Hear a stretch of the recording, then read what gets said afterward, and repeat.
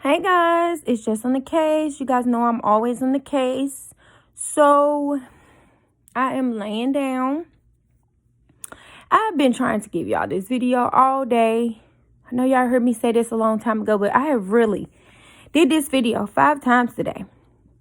So all of a sudden my phone wants to update. Oh, my video won't upload. And I'm like, these people think that I am not going to be up here, and I am. You guys know I love you guys, and I'm going to be up here, okay? I'm only here for the people who are here for me. I'm only going to make noise for people who make noise for me, and I'm only going to be there for people who are going to be there for me. That's me, all day, every day. All right, guys. Here we go again with the same story that I've been trying to tell all day long. But it's just on the case, so I'm going to tell my story. We're first going to start off with little Madeleine Mcann. They are saying that they have found someone who fits the bill. Whatever that's supposed to mean. They don't have any real evidence. They only have circumstantial evidence on this guy, saying that he could have been in the place at the same time Madeleine was there. Saying that he has a record of, the pedophileness, pervertness, been in jail for it, prison for it, whatever. I'm not going to say his name.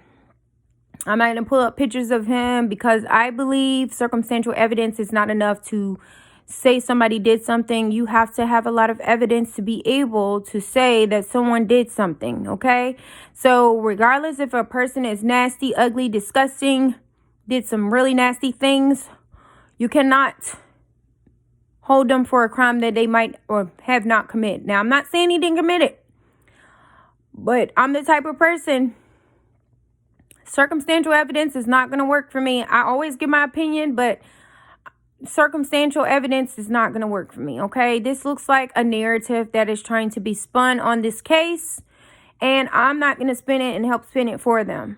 What I'm going to tell you is, who is responsible for Madeleine at the end of the day? Her parents are responsible for her. They were the ones that were 50 feet away at a tapas bar, while I think there were 2 at the time. The twins were 2, and Madeleine was like 4 or 5, were in the house by themselves, and the door was left open so the parents could peek in on them.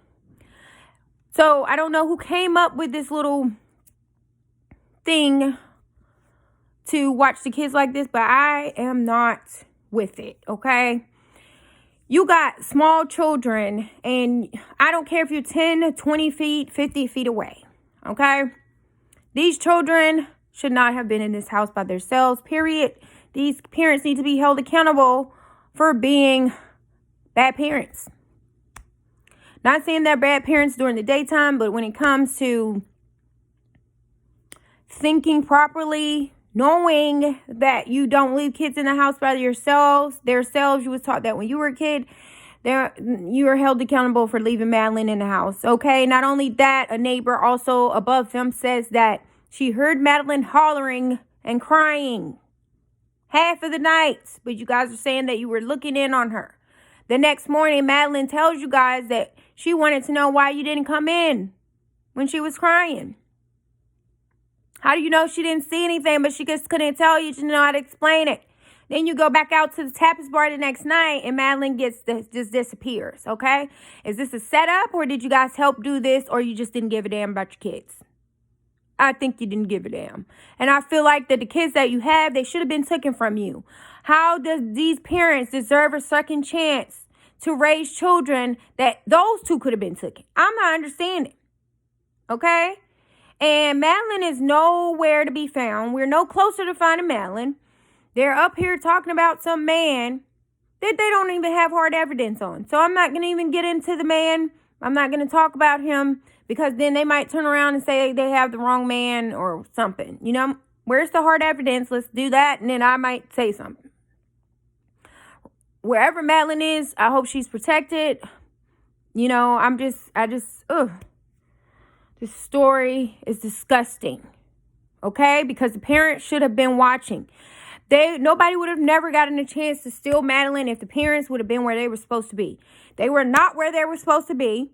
Madeleine is in the house like she's 16 years old watching two 2-year-olds, basically. And the law is allowing this. A law is saying this is okay to have a 5 or 4-year-old in a house because you're 50 feet away with 2 younger, smaller children. Now, my problem with this is the younger 2 could have choked on any kind of strangulation with their saliva or anything, and they would have been there dead.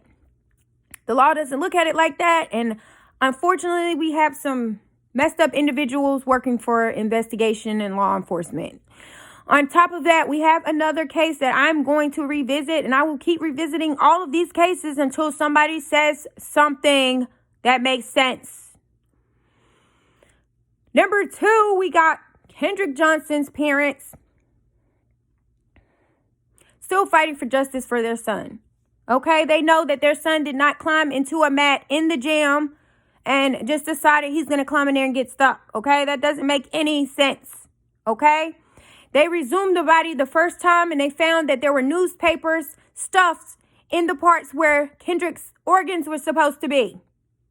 When they asked where was Kendrick's organs and why was this done, they had to go through several people for someone to tell them something was happening, a leak or something with the organs. They had to take them out and put newspaper in the place of them.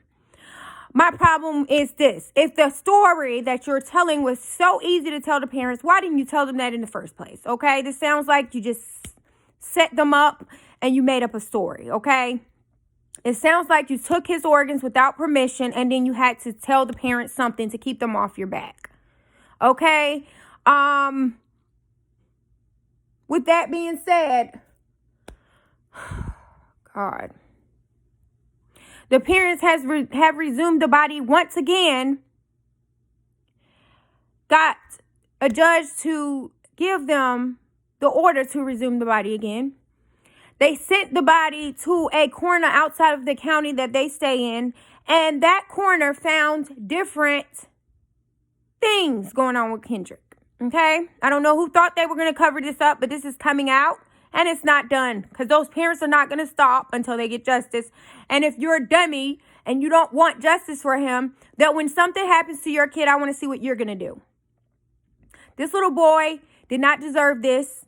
You cannot say he hit somebody or he doing something he didn't have any business. He was at school where he belonged in a gym and somehow he got rolled up into a mat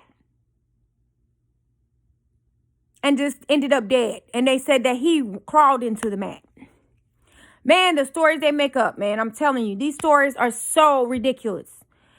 Kendrick's parents got a coroner to look at the body again, and they are saying someone hit Kendrick. There are some lacerations and things that are very, very definite causes to his death, that it was done by other individuals. It was not done from accidental death. Okay? And you would think that the police officers, investigators, and everybody else in that county would say, well, let's help her or the family, figure out what's going on. Well, law enforcement sound like smartasses to me. And they said that they don't know anything about doctor stuff, but they don't even have enough evidence. And this evidence is not going to bring anybody to justice, meaning they don't give a crap and they're not going to get anybody arrested. So that they're already trying to shut stuff down, which is going to make the parents go even harder. So moving on, Kendrick's case is kind of like Kenneka Jenkins to me. Not only that, they have new video with Kendrick in the gym. And then this really, really blurry video of the mats that they say he crawled into. Pretending like he's a 5-year-old. Like he didn't know not to climb into the mats. Like, the stories that they come up to cover up murders is just ridiculous, and it really is pissing me off. I looked at the videos. You can't even tell what's going on. I know what Kendrick had on that day. He had on a white shirt, blue jeans. He has long dreads. Even though the video is blurry, you cannot see Kendrick walking to the mat. Nobody's walking to the mat and climbing up a mat and crawling in, okay? They have the top of the mats cut off. Nobody's a dummy. We all can see that the coroner walks in with a gurney, and that's it, okay? So, with that being said, Kendrick's case is just like Kenneka Jenkins' case, where they said she walked into a freezer. So, Kendrick just climbed up a mat and climbed in and got himself stuck. And Kenneka just walked into a freezer and froze herself to death. Come on, man. Like, make these stories make sense. Make them make sense. They don't make sense. It just sounds like a bunch of bull. Cover-ups from the police. The police didn't even tape off Kenneka Jenkins where she walked. They didn't give a crap about Kenneka. Okay? They let people continue staying at the hotel like nobody even died. Because they didn't want to disturb the hotel, so then it was automatically called an accident. So now Kenneka's dead. Kendrick's dead, and Madeleine's nowhere to be found. And her parents still walking around with the other two kids that were left in the house. I mean, what is law enforcement really up to? What are they basically? Are they getting paid to make lies up, be lazy, and not do their job? Because they swear they're not being lazy, but lazy is written all over these stories. I'm sorry. None of them are working out. The McCanns have GoFundMe accounts. Where's Madeleine? Okay? And they're trying to shut up Kendrick Johnson's parents.